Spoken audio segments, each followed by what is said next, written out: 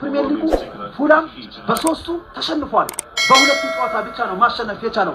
ዛሬ አንድ ለባዶ እየተመራ የኋላ ግን አስገራሚ ተመልሷል። ማን ያሸንፋል? አሁንም 46ኛው ደቂቃ ላይ ደርሰናል። የማዳኛው የማከናው ኦፊሻሉ ሁለት ደቂቃዎችን አስመልክቷል። ታዲያ አንዱም ደቂቃ ተጠናቋል። ሽርፍራፊ ሴኮንዶች ብቻ ይቀራሉ። ለንደን ደርቢ 1-1 በሆናቸው ውጤት እንደቀጠለ ይገኛል። ሰላም እንዴት ናችሁ የሚል ሐሳብ መጥቷል።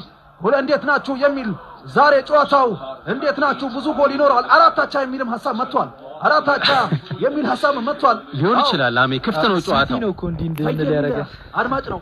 አራታቻ ተብለናል። 3-2 ያልቃል የሚል ግምትም መጥቷል።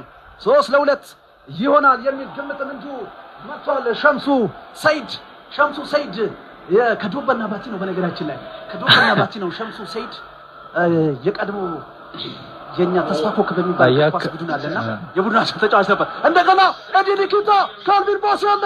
ኤዲ ኒኪታ ግን ሰበሰባቸው።